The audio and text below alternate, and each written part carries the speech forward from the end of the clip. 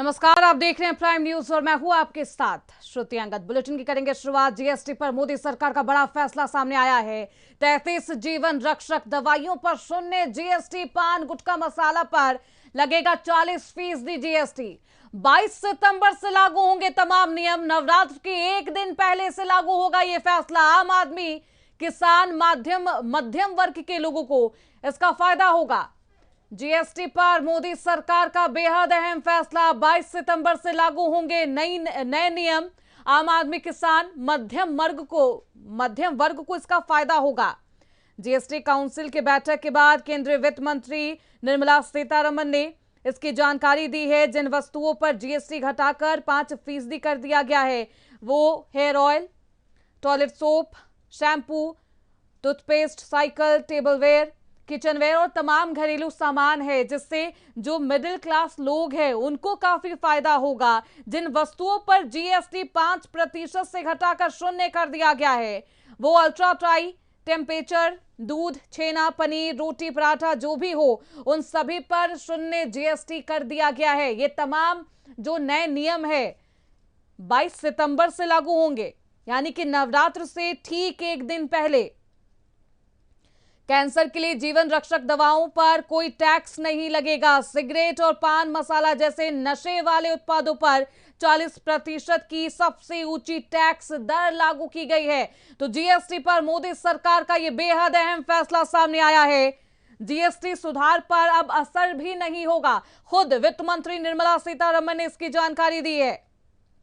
Tariff की उथल पुथल ने जीएसटी सुधार पर असर नहीं डाला है, इसके बारे में भी साफ तौर पर कहा गया है, क्योंकि लगातार सवाल उठ रहे थे कि क्या जो अमेरिका की तरफ से 50% टैरिफ लगाया गया है उसका असर भारत पर होगा। हालांकि इसका असर नहीं होने वाला है और मोदी सरकार ने 56वीं काउंसिल बैठक में यह फैसला लिया है। 22 सितंबर से ये तमाम फैसले लागू होंगे। खबरों बढ़ते आगे। आज एनडीए ने बिहार बंद बुलाया है। पीएम मोदी की मां पर अभद्र टिप्पणी का यह पूरा मामला। आज दोपहर 12 बजे तक बिहार बंद रहेगा। इमरजेंसी सेवाओं को बाधित नहीं किया जाएगा। बीजेपी महिला मोर्चा को बिहार बंद की कमान सौंपी गई है। तो एक बार फिर से बिहार की सियासत हाई हो चुकी है और देखिए किस तरीके से अब बिहार बंद का आह्वान भारतीय जनता पार्टी की तरफ से किया गया है। हालांकि कुछ दिन पहले ही वोटर अधिकार यात्रा के दौरान स्वागत मंच पर प्रधानमंत्री मोदी की माताजी के लिए बेहद अभद्र भाषा का इस्तेमाल किया गया था, जिसके बाद अब सियासत अपने उफान पर है। आज दोपहर 12 बजे तक बिहार बंद रहेगा। हालांकि बिहार बंद के दौरान इमरजेंसी सेवाएं लागू रहेंगी, चलती रहेंगी, उन्हें बाधित नहीं किया जाएगा ताकि जो आम जनता है उन्हें परेशानी ना हो। बीजेपी महिला मोर्चा को बिहार बंद की कमान सौंपी गई है। आज एनडीए ने बिहार बंद बुलाया है और ऐसे में दोनों तरफ से आरोप प्रत्यारोप लगाए जा रहे हैं। खबरों बढ़ते आगे। मुंबई में दादर रेलवे स्टेशन के पास पार्किंग में आग लगी है। आग में 10 से 12 वाहन जलकर खाक हो गए हैं। आग लगने से लोगों में अफरा तफरी का माहौल है। तो आग में 10 से 12 वाहन जलकर खाक हो गए हैं, ये जानकारी मिल रही है। रेलवे स्टेशन पर यह हादसा हुआ है। आग लगने से लोगों में अफरा तफरी है, लोग बेहद परेशान हैं, दहशत में हैं। दादर रेलवे स्टेशन के पास पार्किंग में आग लगी है। दादर रेलवे स्टेशन के पास पार्किंग में आग लगने की घटना सामने आई है मुंबई से। आग लगने से लोगों में अफरा तफरी का माहौल है, लोग दहशत में हैं। फायर ब्रिगेड की टीम वहां पर मौजूद है और आग पर काबू पाया जा रहा है। आग में 10 से 12 वाहन जलकर खाक हो गए हैं जो पार्किंग में मौजूद थे। आग लगने से लोगों में अफरा तफरी का माहौल है। खबरों बढ़ते आगे। लखनऊ और बाराबंकी में एबीवीपी यानी कि अखिल भारतीय विद्यार्थी परिषद के छात्रों ने जोरदार विरोध और प्रदर्शन किया है। दरअसल लखनऊ में कैबिनेट मंत्री ओम प्रकाश राजभर के एक विवादित बयान को लेकर एबीवीपी कार्यकर्ताओं ने गौतमपल्ली स्थित उनके आवास के बाहर प्रदर्शन किया है और पुतला फूंका है।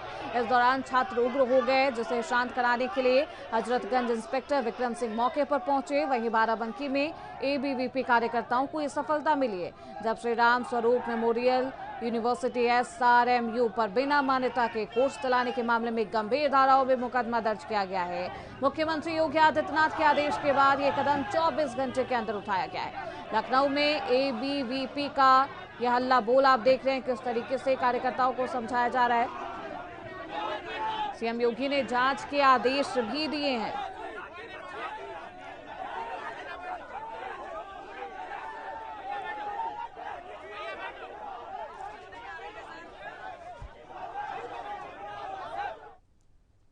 खबरों बढ़ते हैं आगे। बाराबंकी में रामस्वरूप विश्वविद्यालय पर FIR, विवाद के बीच LLB कोर्स को मान्यता दी गई है। बाराबंकी स्थित रामस्वरूप मेमोरियल विश्वविद्यालय में लॉ कोर्स को लेकर चल रहे विवाद के बीच बाराबंकी कोतवाली में विश्वविद्यालय के खिलाफ FIR दर्ज की गई है। परिषद के अपर सचिव डॉक्टर दिनेश कुमार की ओर से इस संबंध में प्रभारी निरीक्षक थाना कोतवाली बाराबंकी को एक पत्र भी भेजा गया है, जिसमें रामस्वरूप मेमोरियल विश्वविद्यालय बाराबंकी के जरिए बिना मान्यता लॉ पाठ्यक्रम संचालित करने का ये मामला सामने आया है। इस मामले में FIR दर्ज करने की बात कही गई है। दूसरी तरफ बार काउंसिल ऑफ इंडिया ने विश्वविद्यालय में लॉ कोर्स विषय में 60 सीटों की मान्यता एकेडमी ईयर 2025 से 2026 के लिए दी गई है।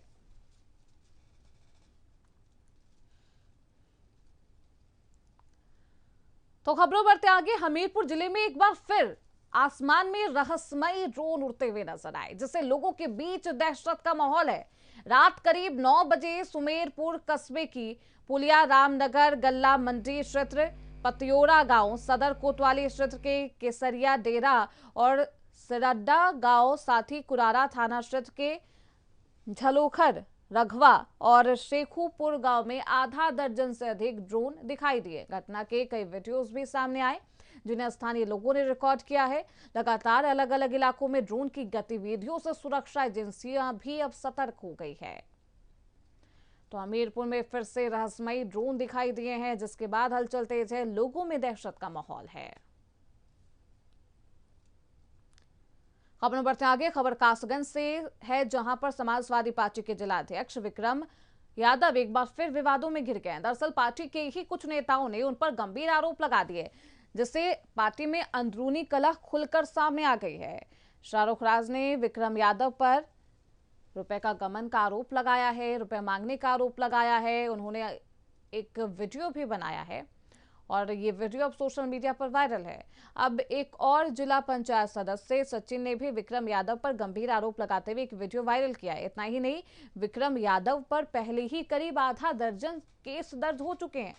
पार्टी के कुछ नेताओं का कहना है कि विक्रम यादव पार्टी विरोधी गतिविधियों में शामिल है, जिससे पार्टी की छवि को नुकसान हो रहा है। लगातार लग रहे आरोपों से विक्रम यादव और सपा दोनों ही सवालों के घेरे में है। फिलहाल पार्टी की तरफ से इस पर कोई आधिकारिक बयान सामने नहीं आया है, लेकिन इस तरीके के वीडियोस अब सोशल मीडिया पर वायरल है। ऐसे में समाजवादी पार्टी की छवि को भी नुकसान पहुंचाया जा रहा है। तो पार्टी नेताओं ने ही अब विक्रम यादव पर सवाल उठाए। यादव पर पहले से ही आधा दर्जन से ज्यादा केस दर्ज है। ऐसे में समाजवादी पार्टी क्या कुछ प्रतिक्रिया देती है, क्या कुछ एक्शन लेती है, देखना बेहद दिलचस्प होगा। तो खबरों बढ़ते आगे। गणेशोत्सव का आधा समय बीत चुका है, जिसमें भक्तों ने 3 से और 5 दिन के गणपति का विसर्जन भी कर दिया है। अब सिर्फ 7 और 11 दिन के बप्पा का फेयरवेल बाकी है, जिसे लेकर भक्तजन बेहद उत्साहित है।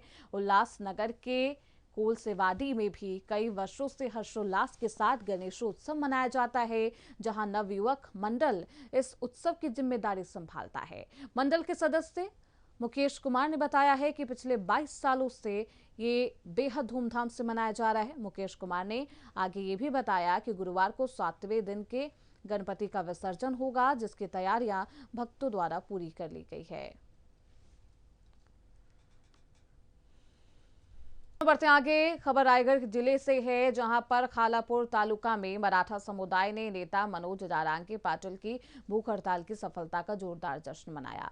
ये जश्न खोपोली शहर में छत्रपति शिवाजी महाराज की प्रतिमा के पास मनाया गया, जहां भारी संख्या में मराठा समाज के लोग इकट्ठा हुए। समुदाय के लोगों ने पटाखे जलाए, गुलाल और एक दूसरे को मिठाई भी खिलाई, खुशी जाहिर की है। सभी ने मनोज जारांगे पाटिल की मांगे मानने पर राज्य सरकार का स्वागत भी किया है। बता दें कि सरकार और उप समिति ने उनकी प्रमुख मांगों को मान लिया है। मनोज जारांगे पाटिल की जीत हुई है, जिसके बाद उनके समर्थकों में ये उत्साह देखने को मिला। साथ ही साथ उनके समर्थकों ने सरकार के फैसले का भी स्वागत किया है। तो खबरों बढ़ते हैं आगे। गणेशोत्सव का उत्साह पूरे जोर पर है। मुंबई से लेकर ठाणे तक हर जगह गणपति बप्पा मोरया की गूंज सुनाई दे रही है। ठाणे के उल्लासनगर 3 के सेक्शन 17 में इस बार का गणेशोत्सव और भी खास हो गया। यहाँ विराजमान है 17 के राजा गणपति बप्पा और खास बात यह है कि उनके साथ वैष्णो माता का दरबार भी भव्य रूप से सजाया गया है। मंडल के सदस्यों ने बताया कि हर साल पंडाल को एक नई और अनोखी थीम पर सजाया जाता है। इस बार वैष्णो देवी की झांकी ने भक्तों को खास अनुभव भी दिया। उल्लासनगर में 17 के राजा का भव्य रूप देखने को मिला। गणपति के साथ मां वैष्णो माता का भी दरबार इस तरीके से सजाया गया है। देखिए कितना भव्य पंडाल ये बनाया गया। भक्तों का सैलाब भी यहाँ पर देखने को मिल रहा है। श्रद्धालु यहाँ पर गणपति बप्पा की पूजा आराधना करते हुए दिखाई दे रहे हैं।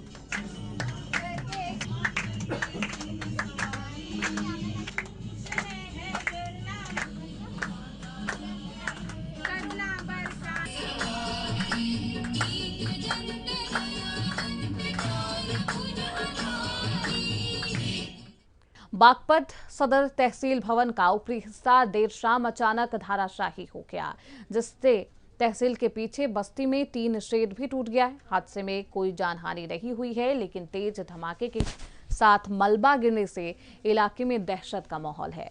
स्थानीय लोगों ने अधिकारियों की चुप्पी और मौके पर न पहुंचने पर भी सवाल उठाए, जबकि अधिकारी जिम्मेदारी एक दूसरे पर भी डालते हुए दिखाई दिए हैं।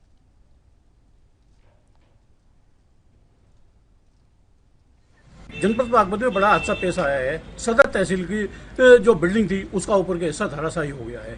सबसे खैर की बात ही कह सकते हैं, कोई जनहानि नहीं हुई है, क्योंकि जिस प्रकार से शाम के समय हिस्सा धराशायी हुआ, अगर ये दिन में होता तो बड़ी जनहानि हो सकती है, बड़ा हादसा हो सकता है। क्योंकि जिस प्रकार से हादसा हुआ है कि सदर तहसील परिसर में हमेशा लोगों की आवाजाही रहती है, फरियादों की आवाजाही रहती है। सबसे महत्वपूर्ण बात है कि इस मामले में कोई भी अधिकारी मुंह खोलने को तैयार नहीं है। तमाम अधिकारी एक दूसरे के ऊपर जो टाल रहे हैं, चाहे बात तहसीलदार की हो, चाहे नायब तहसीलदार की, चाहे एसडीएम की बात हो, किसी भी संबंधित अधिकारी की बात हो, सब एक दूसरे ऊपर डालने, कोई मुंह खोलने के लिए तैयार नहीं। फिलहाल इसी के साथ इस बुलेटिन में बस इतना ही। खबरों का सिलसिला लगातार जारी है, आप देखते रहिए प्राइम न्यूज।